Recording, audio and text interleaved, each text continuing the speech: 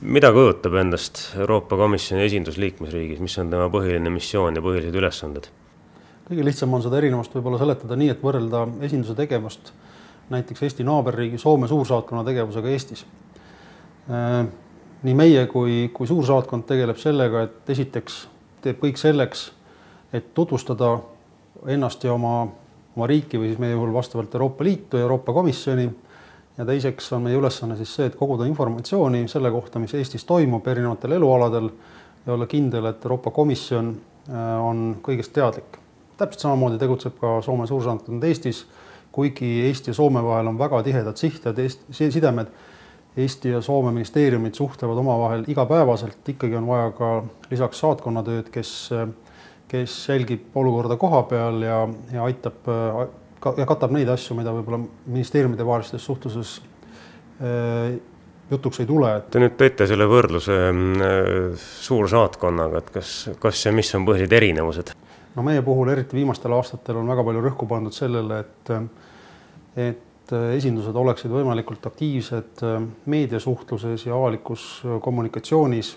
Meie eelarved võrreldes tavalise mõne riigi saatkonnaga on selle võrra suhteliselt suuremad ja me panustame rohkem sellesse, et tutvustada Euroopa Komisjoni poliitikaid ja terve Euroopa Liidu poliitikaid.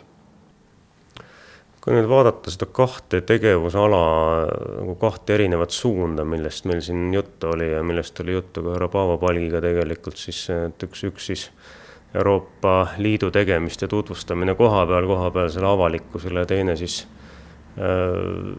info edastamine liikmesriigi olukorrast ja arengutest Euroopa Komisjonile, siis kuidas te seda osatähtsust hindate, et kumb nendest olulisem on või mõlemad täiesti võrdselt olulised ja võrdse kaaluga teie töös? No see on umbes niimoodi, nagu Soome suusaõppe Matti Nyganen armastas öelda, et šansid on 50-60, et meil on ta nii kord natukese siiapoole, kord natukese sinnapoole. Et ma ise arvan, et rohkem see kommunikatsiooni ja Euroopa Komisjoni tutvustamise pool on veidi olulisem. Kuigi on ka selliseid aegu, kus näiteks me saame järjest nädalas mitu päringut selle kohta, et näiteks Euroopa Komisjoni presidendil Barrosol on vaja kiiresti teada kõige värskemaid arenguid Eestis. Tal on ees oluline kohtumine mõne Eesti valitsuse esindajaga ja siis me peame paari tunni jooksul talle kirjutama sellise korraliku ülevaate sellest, mis täpselt Eestis toimub, millised on viimased arengud näiteks Eesti parlamendis EFSF-i rakendamisega ja nii edasi. Ja nagu ikka elus, et kui selliseid päringuid tuleb, siis neid tuleb reeglina korraga ja kohati on nad väga töömahukad. Kuidas see kodanike teavitamise pool täpsemalt välja näeb? Missugused on teie põhilised tegevused, instrumendid selleks? No, esimene ja kõige mõjusam loomulikult on meediasuhtlus.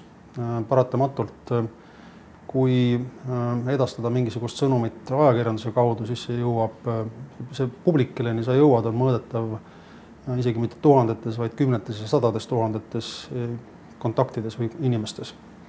Ja loomulikult, kui korraldada mingisuguseid üritusi mõnele spetsiifilisele sihtrühmale, siis kontaktide arv on väiksem ja kvaliteetsem ja me peame tegelema mõlemaga ja püüdma neid mõlemaid asju tasakaalus hoida. Toon sellise näite, et septembrikuus hakkas Eesti ajakirjanduses levima selline kinnisidee, et Euroopa Komisjon on siis ülekohtuselt ja Eestiga arvestamata võtnud vastu otsuse, millega Eestis keelatakse tulevikus hõõglampide kasutamine. Oli praktiliselt võimatu hakata seda mingisuguste selliste tavaliste seminaride või ürituste kaudu selgitama, kuidas otsus tegelikult vastu võeti. Mida me siis tegime, oli see, et korraldasime päris menuka pressiürituse, kus me tutvustasime seda, kuidas Euroopa Liidus jõuti selle otsuseni, et hõõglambid järk-järgult keelustatakse. Selle otsuse ettevalmistamine kestis 7 aastat. Sinna olid kaasatud kõik Euroopa Liidu võimuinstitutsioonid, nii komisjon, liikmesriigid kui ka parlament. Sinna oli kaasatud rahvuslik parlament ehk Riigikogu, Eesti valitsus.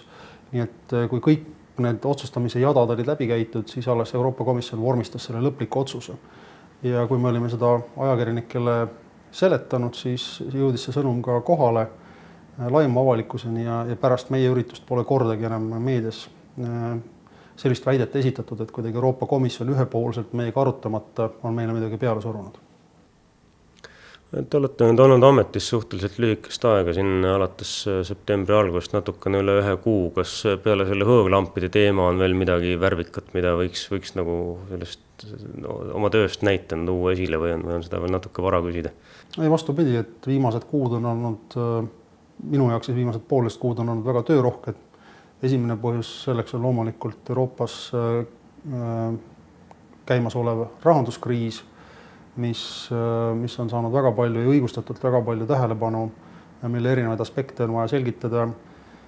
Teine väga suur töölõik, mis on nüüd otsapidi juba alguse saanud ja ägeneb järjest lähipäevil ja lähinädalatel, on see, et Euroopa Komisjon tuleb välja ettepanekutega siis selle kohta, kuidas ümber kujundada järgmiseks 7 aastaks ehk eelarveperioodiks põllumajandustoetusi, regionaaltoetusi ja need mõlemad valdkonnad puudutavad väga suuri rahasummasid ja on väga konfliktsed. Pole vist ühtegi liikmesriiki, kes nendega algusest peale kohe päris rahul oleks. Kindlasti on nüüd meie asi inimestele ajakirjanduse vahendusel tutvustada, kuidas ja miks need asjad komisjoni esialgses ettepanekus kajastuvad nii, nagu nad kajastuvad ja mis siis edasi saab, kuidas see arutelu nende ettepanekute üle hakkab edaspidi toimuma liikmesriikide vahel Euroopa Parlamendis. Kuidas te hindate Eesti inimeste informeeritust Euroopa Liidu asjadest? Kas ollakse piisavalt hästi kursis või on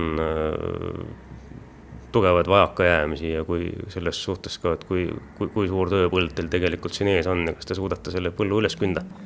No ühelt poolt on hea meel selle üle, et eestlaste toetus Euroopa Liiduna on olnud traditsiooniliselt hästi kõrge, et ta oli madalseisus 10 aastat tagasi 2001. aastal ja kui siis oli Eesti Euroopa Liidus mitte Euroopa Liidus, vaid Euroopa Liidu kandidaatriikide hulgas täiesti ainulaadne maa, kuna ainult Eestis ja Maltas olid siis ülekaalus need jõud, kes olid vastu ühinemisel Euroopa Liiduga.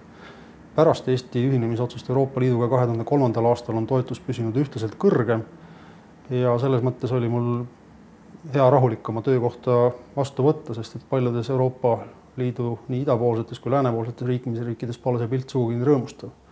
Kui nüüd rääkida, hoopis teine asi on rääkida sellest, millised on eestlaste teadmised Euroopa Liidus. Ja siin mulle tundub, et teadmised jäävad sellisele usaldusele tihti alla, et võib-olla eestlaste suhtumine Euroopa Liitu on väga selline pragmaatiline. Euroopa Liitu kuulumine on meile kasulik, seda eelkõige majanduslikult, aga ka näiteks julgeolekualaselt. Ja see aspekt tagab kõrge usalduse, aga mitte tingimata alati häid teadmisi selle kohta, mis Euroopa Liit on või ei ole.